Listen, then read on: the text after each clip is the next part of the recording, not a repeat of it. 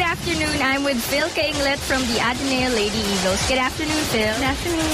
Okay, during your first meeting with LaSalle, they were able to sweep all 3 sets. Ano-anong adjustments ang ginawa ninyo at saka may pagbabago ba sa game plan nyo para sa opensa ng LaSalle? Nag-adjust kami sa aming defense, especially sa blocking namin since matangkad sila. So, kailangan namin ma-adjust yung defense namin para mas more on coverage din. Tsaka, since matangkad sila, dadaan naman sila sa speed namin tsaka sa skills na rin para advantage namin. Okay, kanina we were talking about your team. Ngayon, pag-usapan natin ikaw. As a sophomore, ano-ano ba bang kailangan namin i-expect from you? Well, as a sophomore, maybe you can expect more, power from my spikes and experience din. Kasi since sophomore na ako, pwede na akong, may experience na ako, so malakas na yung loob ko. Thank you, Phil, and good luck later. You heard it straight from Phil Kainglet, the Ateneo Lady Eagles. You know, and I always call her the reluctant attacker for Ateneo. Even in the interview, you know, you sense that little bit of shyness from her. And it spills over in the court. Sometimes you see that she has her opportunities to attack, but in terms of, you know, aggression, wala pa dun. And she pointed it out that she knows that she still lacks the power to match, let's say, Azia Basha.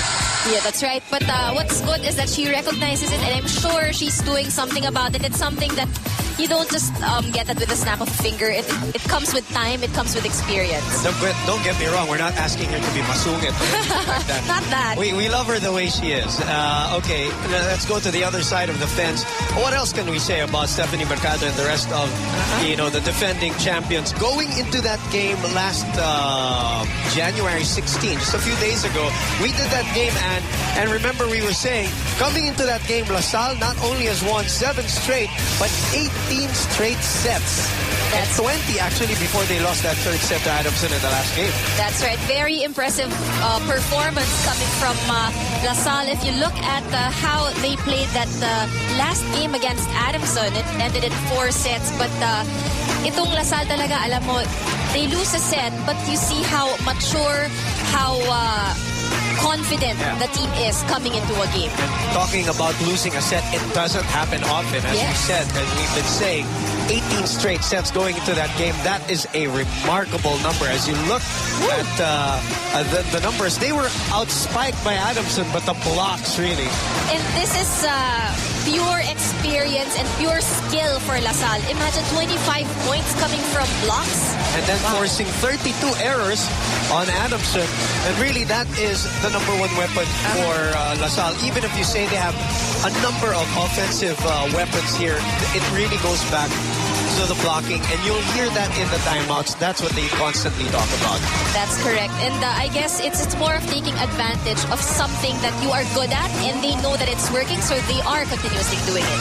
And, well, speaking of blocking, well, why not? The #1 player in terms of the season, in terms of blocking, is from De La Salle, the rookie, who has received so much praises, not only from us, from the other anchors and analysts, from people who watch volleyball. Impressive performance in her rookie year.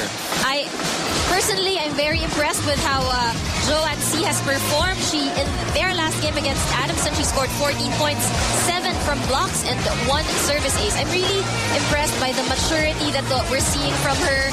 Usually, pag utility player ka, hindi masyadong nag-shine yan, no? Usually, it's the outside hitter, the middle blocker, but Joanne C. on her first year has made a name for herself. Saka parang composed na composed. Yes. Parang she makes volleyball look very easy in her first year. So it's scary what kind of potential this girl has yet to show the UAAP world. And speaking of the girl, she sat down with our very own Jessica Mendoza. Let's listen to that interview. I'm here with Joanne C. of the DLSU Ladies Spikers. Hi, Joanne. Last game, naka-7 blocks ka. Congratulations. Nakikita naman natin sa liga, maraming mga matatangkad talaga na blockers. How do you manage to keep such a tight defense despite being 5'7"? Palagi ako nakikinig sa instructions ni Coach.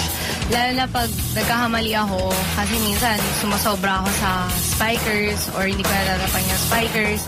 And pag nagbigay ng instructions si Coach, pinapakinggan ko. So, yun. Okay, good girl ka pala. Alright, so what else can you contribute other than your blocking to your team? Siyempre yung attacks ko, siyempre kailangan. Hindi lang sa blockings yung may tutulong ko sa team. So, sa attacks, mas ayusin ko. Mas lalakas ako yung spikes ko and more on mind utahan.